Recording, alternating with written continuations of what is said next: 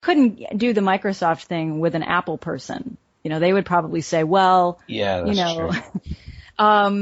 I would care if I might get on board with that if it were Macintoshes, but because you have those camps. But if you know in advance that you're going from a source that somebody has,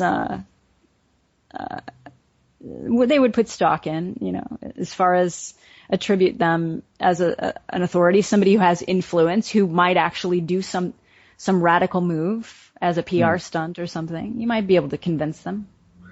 Yeah. And then after they've considered it, say, not really, but we actually advocate something that advocates this, so you're open to it, And they've already, I mean, they've already given you the okay. Yeah, they've already validated it and agreed to it, and actually that's not like Barack Obama or David Cameron saying we are the ones who advocate that. So now, how do you feel about us?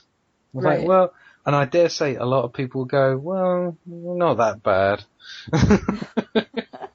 Yeah, they'd have to justify it then because they already agreed to it. Yeah. Yeah. I mean, I dare say some people will flip-flop, and I'm like, you already said it would be a good idea. Now, come on now. Yeah. Well, that just shows you that it wasn't the information they were evaluating; it was the source. Exactly. Yeah. It would be revealing of that. Yeah, it's the ad hominem in play yet again.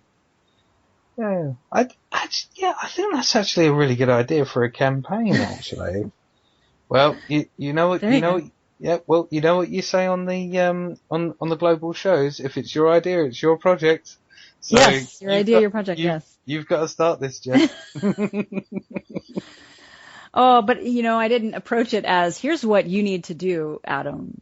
That's how it starts. When someone says, here's what you need to do, Jen, or they send it to my inbox, here's what the Zeitgeist movement needs to be doing. Here's what the volunteers really need to be doing. And it's a list of 20 things. And I'm like, great, when are you going to start?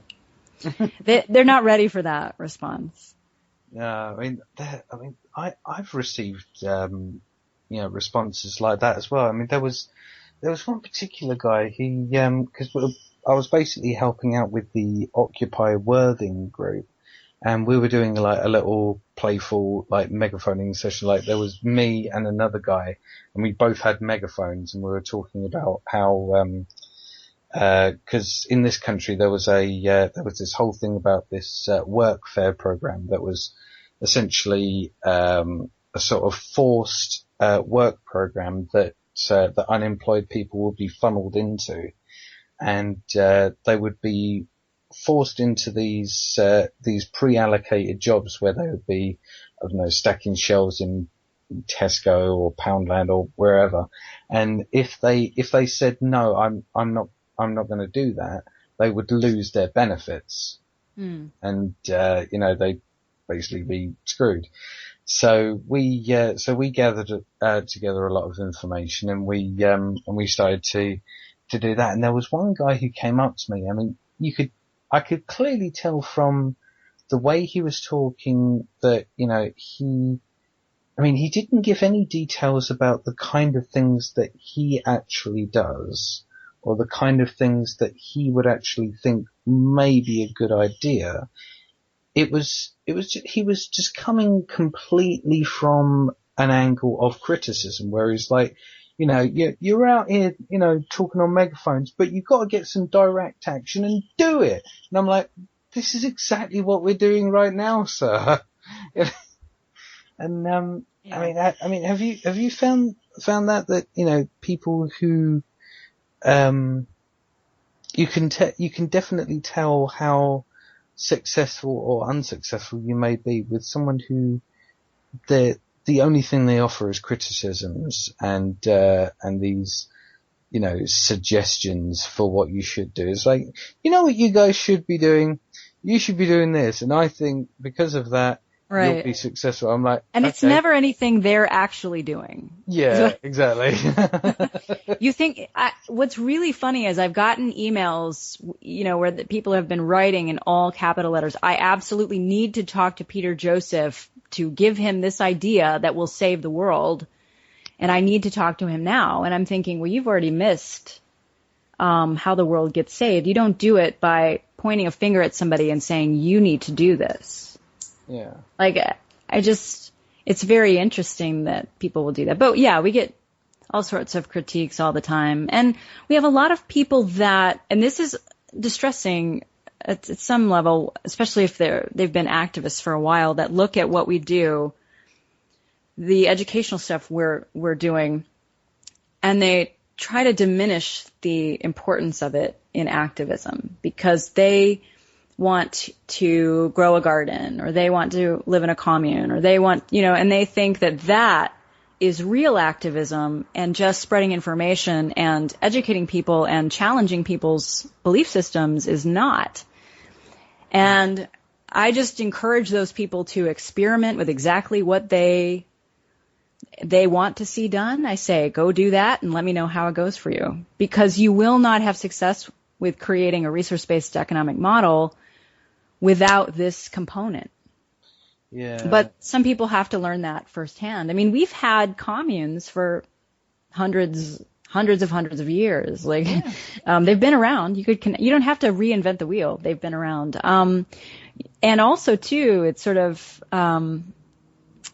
I've heard, what we need to do is we need to have hydroponic farms and then give out free food, and then everybody's going to switch over to resource-based economy. And I just think, well, on one level, I would encourage people who think that to experiment with the behavioral outcomes of doing that on a small scale. Like, take some vegetables that you've grown and go into an impoverished neighborhood and try to give them out for free and see how that works. Because I know people who've done it, and it was actually a lot harder than they thought. And they didn't get quite the reaction that they thought. Now, if they had Cheetos or Doritos or something, or Coke, and they were giving it out for free, they might have had a different reaction. Yeah, but there's you'd get trampled. This is a value system shift. And without that, I mean, yes, we do need to be doing both things. We do need to be altering things where we can, as far as infrastructure, to make it more efficient and more sustainable, any way that we can now within the monetary system. But without the component of the greater understanding of where it all fits in, you're going to have a hard time getting people out of a market mindset or whatever their current cultural mindset is. They're going to take what you do and see it in a different way. Yeah, and I think that's really the ultimate point that I guess we're making, that it is the communication of these values and the communication of the necessity of these values that's most important. We can demonstrate that that having the current values that we currently have, it's not conducive to the well-being of humans on the planet. So, I mean, one of the things that I do is I demonstrate that to people, and then I ask them, so in your opinion, what kind of values do you think would be good for human life? What do you think could provide a conducive society? And that's where I generally see the cogs going round in their mind, where it's just bubbling up questions in their brain, and getting them to think, well, because it's not just the acknowledgement of the rationality of applying the scientific method that is quite an arduous task, but it's also shaking the mind lock that has been imposed on the society. I think that is probably, if not most, of the struggle that we face every single time that we go out to do our thing, Yeah. Yeah. And I don't think, I think it's really hard to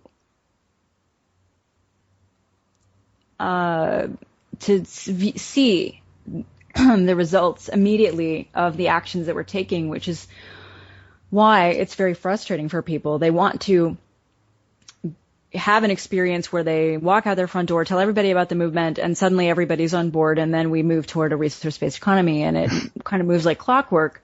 And when that doesn't happen immediately, a lot of people fall off in interest of activism because they think the activism isn't working. Yeah, they're and I'm thinking, conditioned with a quick fix. It's a slow burn, but just like people didn't get to where we are today as far as how many sort of rights that we've given up or things that we've given over to profit motive. Capitalism wasn't created and agreed upon in a day. This is something that has been, a very long process of people adapting to, generations adapting to, and having an entire worldview take it on as something that's given. And I think we are setting the foundation for, and the people before us, Jacques Fresco, Buckminster Fuller, B.F. Skinner, people who thought about using the scientific method for social concern and were putting it out there when they had not the audience even that we have. I think that's important to note, is that this is how you can see that we're in the transition, is that there are more people talking about this. That a movement even exists means there are people that are getting it. That we have a network of people that are engaging with each other and saying, oh, I want to tell people about this. How do I do that? That's an evidence of we've made progress since, because the technology, scientific method's been around a long time. We haven't always had the technology to see. I think we're at an advantage today, having the internet, to be talking about a system that would be global, because before that, I think it would be challenging for people to think of how a global system would operate. Communication-wise, language-wise. But now, because we do it for commerce reasons and social reasons and all these other things, I think it's easier to jump to, oh yeah, I could see that would be something where information could be shared. Research could be compiled and we could actually aggregate this in a way that would be really helpful to humanity. We sort of know that that's possible because of where we are at this time in technological development. So I guess with that said, I'm afraid that this is all the time we have for this particular show, Jen. So I'd just like to thank everyone for listening, and thank you, Jen, for coming back on to speak with us. Just to shout out again, if there's any relevant links or sites that you would recommend to the audience to check out. TheZeitgeistMovement.com, ZeitgeistMediaFestival.org. There's also the Zeitgeist Media Project. I think that may be a .com. I often get them confused because they're interchanged, but that's where if you've done any art, you can upload their video, art, written materials that you would want other activists to be using or to see or to circulate. Upload it there. Cool. Fantastic. Well, thank you very much for coming on, Jen. Thank you everyone else for clicking in. As I said before, if any of you guys have any more questions for me, please feel free to send them in. And also, we can't forget our sponsor, so go to www.rfidrules.com/AAU TZM and enter the code name TZM to get that wonderful email and also to get that wonderful device. But it's a goodbye from me, and say goodbye, Jen. Goodbye. Thanks so much, Adam.